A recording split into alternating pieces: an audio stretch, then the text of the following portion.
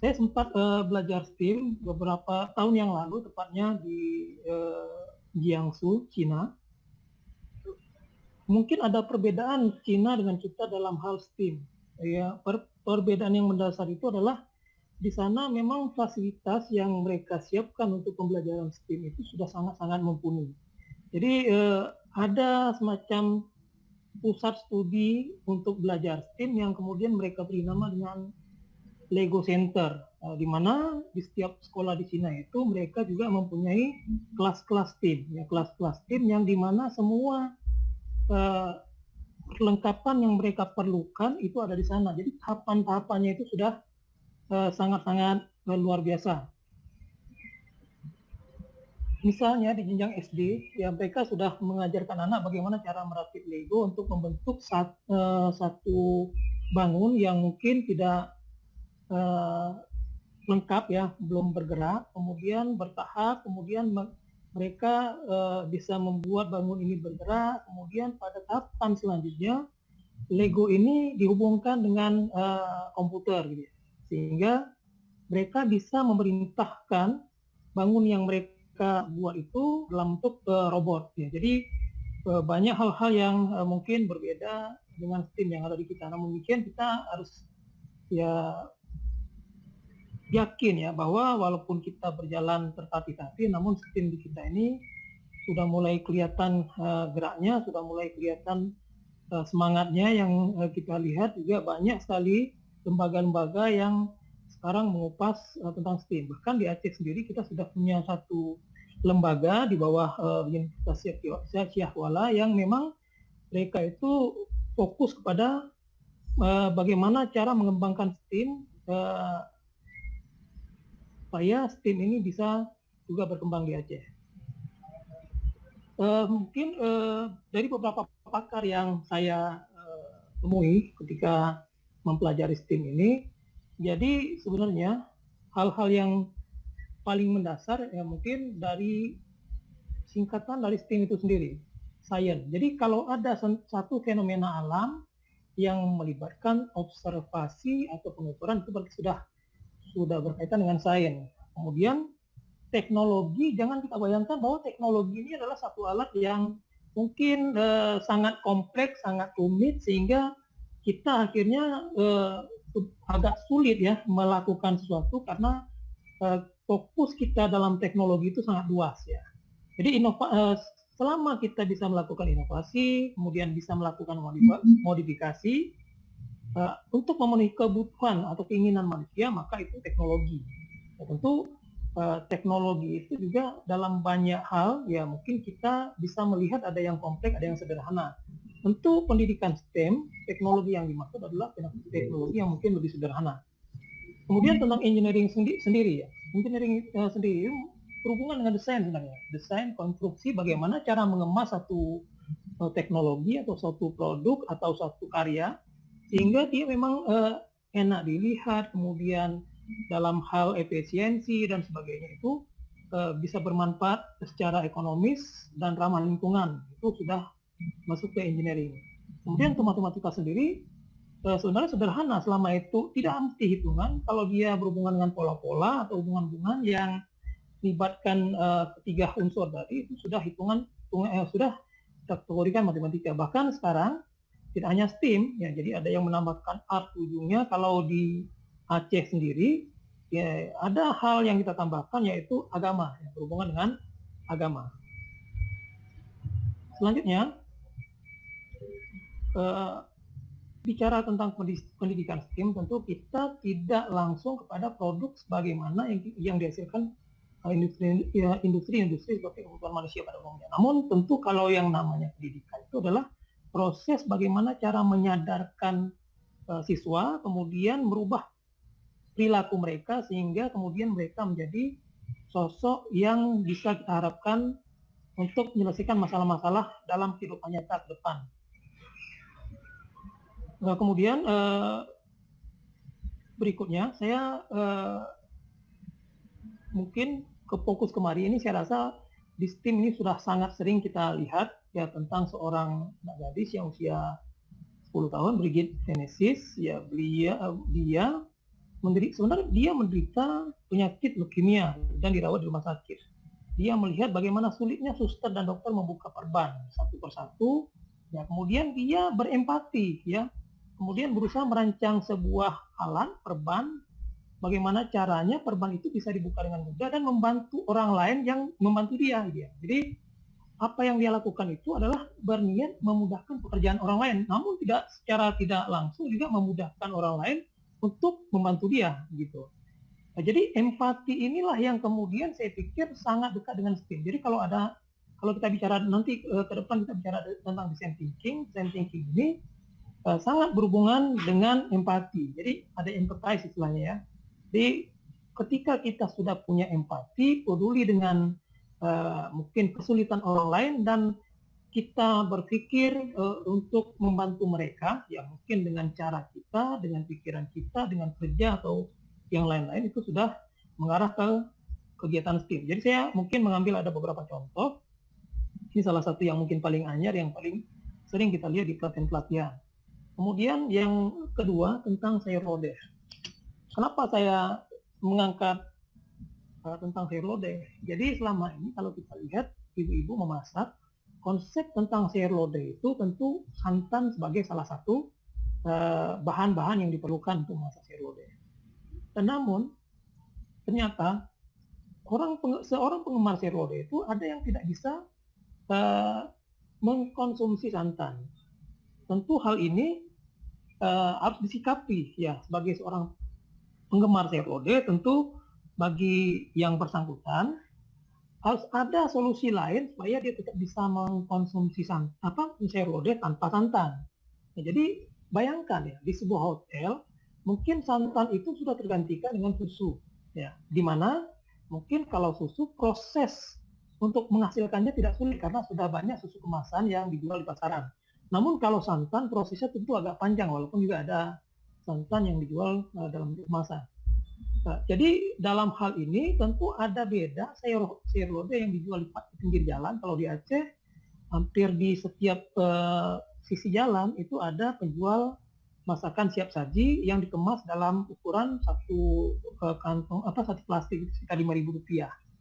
Bayangkan kalau kita pergi ke sebuah hotel, kemudian kita makan siang dengan salah satu menunya sayur lodeh, tentu harga sayur lodeh yang dihasilkan di restoran jauh lebih mahal dibandingkan dengan sayur lodeh yang ada di pinggir jalan itu.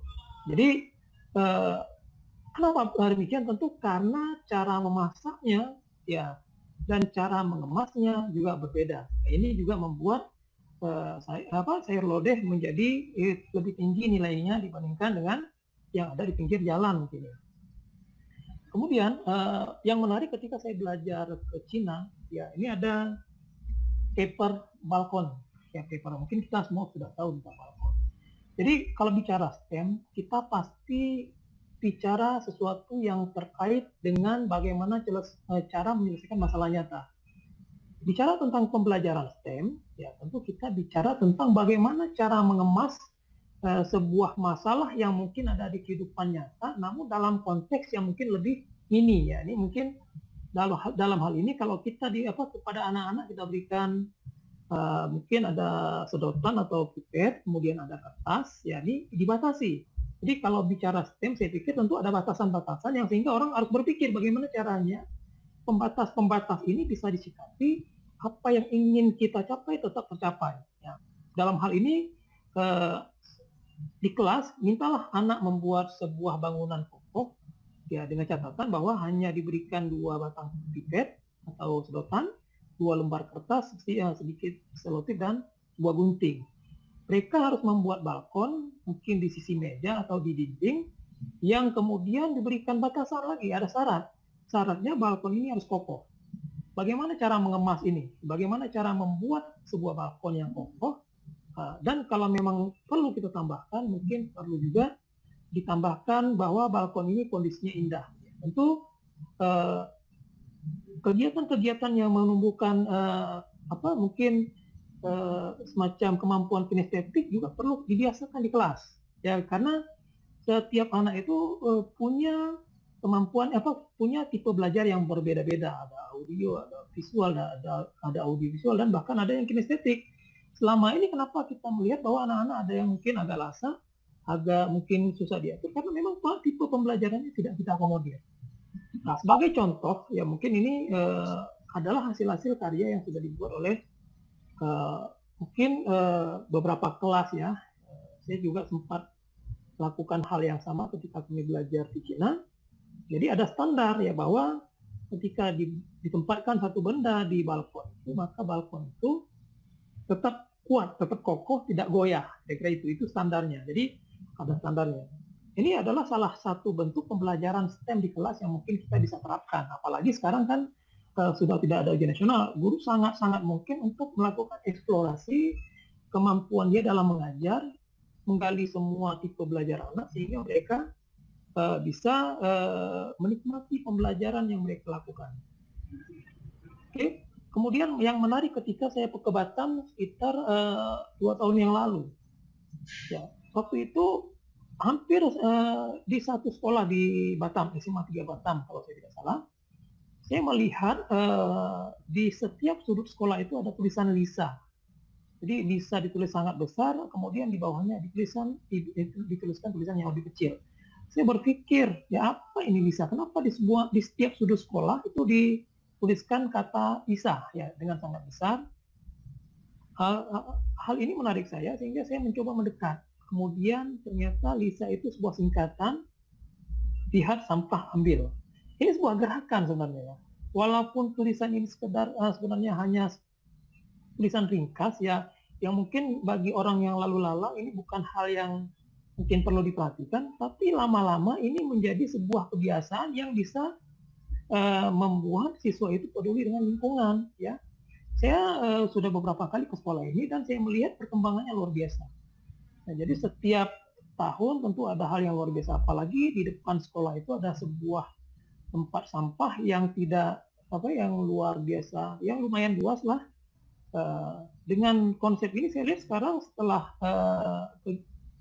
sekian kali, mungkin sekitar 3 atau 4 kali saya ke sana, saya melihat bahwa program ini cukup berhasil dan tidak lagi ada sampah di sekitar sekolah. Jadi mungkin perlu saya garis bawahi bahwa produk yang dihasilkan dari kerja STEM itu tidak harus mungkin produk proyek yang bentuknya hasil seperti struktur bangunan atau apalah ya. Mungkin ide-ide kreatif juga bisa kita artikan sebagai produk STEM. Ya. Tidak mesti produk mungkin yang selama ini kita pahami bahwa produk STEM itu tentu adalah satu produk yang kelihatan, ada strukturnya dan sebagainya. Ada satu teknologi terbaru. Jadi bisa juga mungkin ide-ide yang dikemas menjadi sebuah tulisan yang membuat orang-orang yang ada di lingkungan itu tergerak untuk melakukannya. Oke. Mungkin beberapa slide saya abaikan karena waktu juga ya. Saya rasa kalau bicara STEM tentu kita bicara ada 6 hal ini tentu ya. Saya rasa ini bukan hal yang baru di 4C. Kemudian implementasi. Jadi ada pertanyaan oleh guru-guru ketika ada di kegiatan-kegiatan workshop atau pelatihan, mereka bertanya apakah semua materi pelajaran atau semua KD di pembelajaran atau semua materi di pembelajaran bisa di-STEM-kan? Tentu tidak. Ya, tidak semua materi yang ada di setiap hari itu harus di-STEM-kan. Dalam hal ini mungkin kita perlu melakukan pemetaan sehingga KD-KD yang kita temukan ini mungkin di-STEM-kan, kita bisa rancang. Ya, bisa rancang untuk menjadi sebuah pembelajaran yang bisa di-STEM-kan gitu ya. Sehingga suasana kelas bisa lebih hidup. Jadi tentu membosankan kalau kita memberikan pembelajaran kepada anak-anak dengan menggunakan model yang sama dari awal pembelajaran sampai mungkin di akhir semester. Jadi pendekatan STEM di beberapa tempat juga tidak hanya di ruang kelas untuk satu pelajaran. Ketika saya menemukan di Cina ya, di akhir semester betul kami ke sana itu sudah memasuki akhir semester waktu itu pada tahun itu ya. Saya melihat bahwa ada kolaborasi beberapa pelajaran yang di-STEM-kan. Jadi ada guru seni, kemudian ada guru TIK, ada guru informatika lah ya. kemudian dan ada guru olahraga. Jadi mereka mengemas sebuah pembelajaran, ya, anak-anak yang menguasai seni akan mengiringi anak-anak yang berolahraga, kemudian mereka mengemas pembelajaran ini sedemikian rupa, kemudian anak-anak yang punya kemampuan IT mendokumentasikan aktivitas yang terjadi pada hari itu, dan kelas itu lumayan besar karena jumlah anak-anak juga bukan tiga kelas, karena hanya tidak semua anak dikumpulkan di situ, hanya anak-anak yang punya keberbakatan terhadap materi pelajaran yang dimaksud saja yang hadir pada kesempatan itu. Jadi bukan full satu kelas, mereka semacam menyeleksi, ini anak-anak punya kemampuan seni bagus, maka dikumpulkan, kemudian anak-anak yang dengan kemampuan IT bagus, dan ini anak-anak yang kemampuan mungkin olahraga atau sportnya bagus. Jadi mereka kumpul di satu lapangan, mereka melakukan pembelajaran yang menyenangkan, di mana tidak ada kesan bahwa itu sedang belajar, seperti bermain saja ya. Saya rasa itu salah satu bentuk yang mungkin perlu kita terapkan di sekolah kita, bahwa ternyata STEM itu juga bisa sangat mengakomodir kalau guru-guru ingin berkolaborasi. Tentu harus direncanakan di awal, sehingga pembelajaran itu benar-benar tepat sasaran dan menyenangkan yang pasti. Oke. Ini karakteristik STEM. Ya, mungkin tentu bicara tentang STEM tidak terlepas dari sains, teknologi, engineering, matematika tadi. Ya, pada umumnya dilaksanakan berbasis proyek, ya. Mungkin juga tidak mesti proyek. Ya, kalaupun ada problem based learning, menyelesaikan masalah dalam kehidupan nyata juga penting. Namun yang pasti bahwa kalau bicara STEM tentu harus kontekstual, ya. Karena itu harus membantu siswa dalam kehidupan nyata. Karena kita tidak bisa memisahkan bahwa ini dia belajar matematika di sekolah, dan matematika itu hanya bisa digunakan di sekolah. Padahal kita belajar itu dalam merubah perilaku siswa, sehingga di perilaku yang dia peroleh di bangku sekolah itu bisa dia implementasikan dalam kehidupan nyatanya. Kemudian menyiapkan siswa atau SDM yang mampu memahami disiplin ilmu secara integratif, ya, bahwa ini bisa diintegrasikan. Jadi pengetahuan itu tidak berdiri sendiri, namun ada keterkaitan antara satu disiplin ilmu dengan ilmu yang lain. Kemudian mengembangkan soft skill, ya, dan keterampilan teknis tentunya. Selanjutnya karakteristik pendekatan STEM ini. Bicara tentang STEM, mungkin yang diperkenalkan oleh pakar-pakar salah satunya adalah EDP, ya, Engineering Design Process, ya. Jadi ini alurnya. Jadi alur EDP kira-kira seperti ini. Mengidentifikasi masalah, bertukar pikiran, desain. Jadi mendesain ini hal yang paling penting. Kemudian konstruk, kemudian dites, kemudian ketika ada masalah mungkin perlu desain ulang.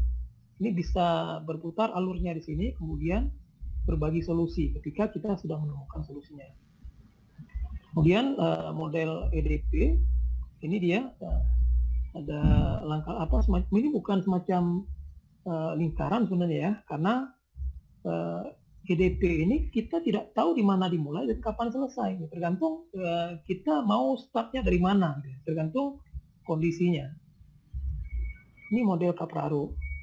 Ya, kemudian ada model Engineering Design Process JMBEK juga ada, kemudian Anajoli yang mungkin paling sering kita dengar, kemudian ada Don White, ya, Design Thinking. Sementara saya lebih tertarik ke Design Thinking ini.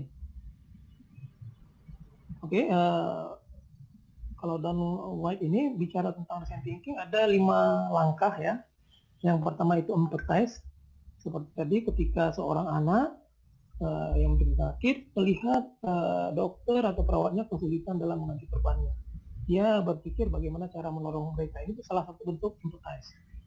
Bagaimana caranya dia bisa menolong, merasakan kesulitan orang lain dan berpikir bagaimana cara membantunya. Kemudian ada define. Jadi kemudian ada ide, kemudian ada prototype, kemudian ada test. Jadi ini adalah langkah-langkah dari design thinking, ada 5 langkah. Saya rasa mungkin Bapak Ibu sekalian yang bertugas sebagai guru, walaupun tidak pernah melaksanakan, paling tidak sering mendengar hal yang seperti ini. Jadi ini kira-kira penjelasan dari nanti mungkin slide ini bisa kita lanjutkan saja. Jadi empathize itu memperoleh pemahaman tentang masalah yang akan diselesaikan, apa yang mau diselesaikan. Ya, itu tentu ketika kita menemukan sebuah masalah dan kita memutuskan untuk anak-anak atau kita memutuskan untuk menyelesaikan masalah itu, itulah adalah salah satu bentuk empathize. Jadi kemudian pengumpulan informasi ya, yang telah dikumpulkan selama empathize. Tentu kita ketika ingin menyelesaikan sebuah masalah mengumpulkan dulu apa informasi yang kita perlukan. Di define ini adalah kita semacam mengidentifikasi atau mengumpulkan informasi-informasi itu, kemudian kita analisis ya untuk menentukan masalah intinya dan bagaimana cara kita mungkin nanti dapat menyelesaikannya. Kemudian ada ide ini adalah proses curah pendapat di antara siswa kalau kita bicara tentang pembelajaran di kelas ya. Jadi mereka bisa curah pendapat, kemudian mungkin dari beberapa siswa itu punya pendapat yang berbeda-beda tentang bagaimana cara memecahkan masalahnya. Dari katakanlah kita ada dari 5 orang siswa ada 3 solusi yang ditawarkan. Dari 3 solusi itu kita mungkin memutuskan solusi mana yang paling baik, maka ini di ide inilah diputuskan. Jadi mendesain prototipenya, kemudian melakukan semacam uji apakah sehingga kita bisa menghasilkan hasil yang paripurna sehingga dapat digunakan dalam mungkin kegiatan berikutnya. Nah, ini bentuk lain ya mungkin bagaimana caranya kalau kita menghadapi laptop kita rusak, ya apa yang kita lakukan. Ini salah satu bentuk mungkin pembelajaran STEM juga bisa diberikan pada guru-guru ketika pelatihan, mungkin ketika mereka dihadapkan pada kondisi laptop cepat panas, sementara mereka punya bahan yang terbatas, mungkin meminta kepada mereka untuk menentukan solusi apa yang tepat sehingga laptop mereka itu bisa terselamatkan, kira begitu. Jadi tentu bicara tentang EDP, ya kita bicara tentang melangkah tadi ya, bagaimana cara kita menentukan langkah-langkahnya. Jadi pastilah kalau kita bicara EDP maka 4 C-nya ada. Jadi kita mungkin mendeskripsikan kegiatan empathize apa kira-kira. Jadi mungkin semacam mengidentifikasi ya langkah-langkah apa di setiap langkah design thinking ini yang perlu kita lakukan. Jadi EDP bersifat fleksibel, Bapak sekalian. Banyak variasi EDP. Tadi kita juga sudah lihat paling tidak ada 3, kemudian ada satu lagi ada design thinking. Kemudian di kurikulum 2013 juga umumnya STEM itu yang saya lihat yang berkembang selama ini adalah project based learning. Project based learning ini juga tidak lepas dari tentu ada masalah yang selama ini terjadi di lingkungan sehingga kita atau anak-anak berkeputusan untuk menyelesaikan bagaimana cara menemukan solusinya. Di satu sekolah di daerah Aceh ada hal yang menarik ketika kita bicara tentang mungkin pernah kita dengar dari pohon kedondong bisa dibuat, kalau saya tidak salah namanya electroplating, bisa menghasilkan daya hantar listrik untuk menerangi kampung yang kemudian dibantau oleh listrik, tidak mungkin untuk sampai satu kampung karena memang daya hantar listrik dari pohon-pohon itu juga terbatas. Namun yang menarik adalah ketika saya ke salah satu sekolah di daerah Aceh Barat waktu itu, saya ketemu dengan seorang guru yang mencoba mengemas. Di sana ada limbah yang namanya limbah buah pala, yang kulit buah pala yang sudah tidak terpakai. Yang ternyata katanya daya hantar listrik dari kulit buah pala itu besar, sementara di Aceh Barat itu adalah limbah bagi mereka. Kemudian itu dikemas dan ternyata bisa mengantarkan listrik. Itu tentu suatu hal yang positif. Kenapa? Karena selama ini jadi limbah, sekarang bisa menghasilkan satu produk. Ya. Kemudian juga dikatakan bahwa ini sudah pernah diujikan untuk sebagai alat untuk mengecas HP, namun dengan kondisi kemasan yang terlalu besar. Jadi tentu ini proses STEM ini tidak berhenti karena terus bergulir dan tidak akan pernah selesai. Karena setiap kita menemukan satu hal baru, satu solusi baru, maka besok kita akan menemukan kelemahannya dan berpikir bagaimana cara ini agar lebih sempurna. Tentu ini yang dilakukan oleh mungkin pabrik-pabrik mobil, HP juga hari ini keluar HP baru, besok akan keluar tandingannya. Demikian seterusnya. Jadi ini juga memang sepertinya harus kita terapkan di kelas. Anak-anak harus sadar bahwa apa yang dia lakukan hari ini dia tidak boleh puas, karena ketika dia puas maka pekerjaan selesai, berhenti sampai di situ. Tapi kalau dia merasa tidak puas, maka kesempatan untuk berpikir menemukan hal baru juga akan semakin lebih besar. Ya.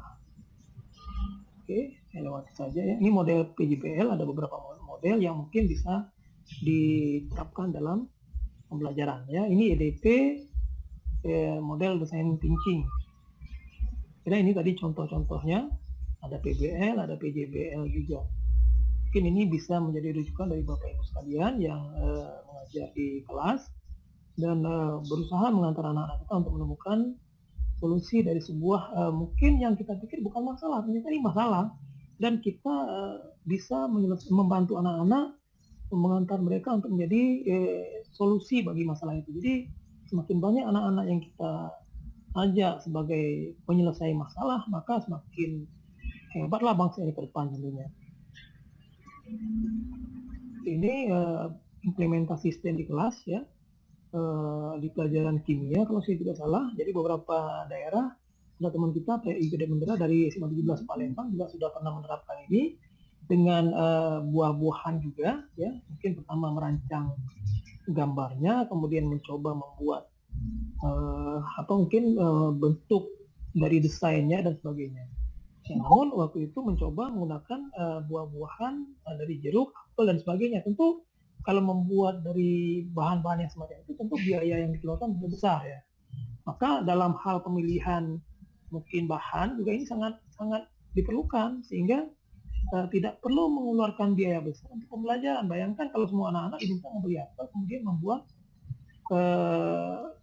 semacam percobaan seperti ini. Tentu ya mungkin kalau anak-anak mampu tidak ada masalah, namun anak-anak kurang mampu itu ini jadi masalah buat mereka. Tentu cara mengatasinya adalah kita mencari bahan-bahan tidak terpakai, ya kemudian hasilnya produk ini menjadi banyak manfaatnya buat orang di sekitar tentunya.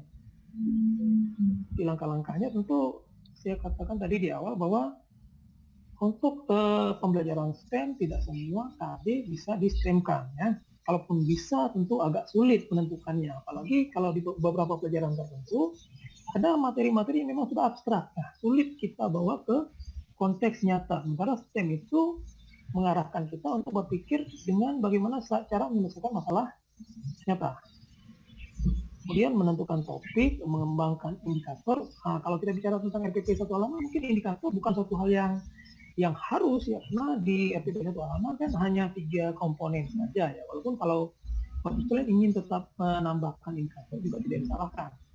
Namun yang paling penting adalah tujuan pembelajaran. Ya ini harus ada. Tidak mungkin kita mengajar tidak punya tujuan pembelajaran. Kemudian menganalisis STEM pada topik terpilih, kemudian membuat rancangan RPP agar pembelajaran kita itu terarah. Ya.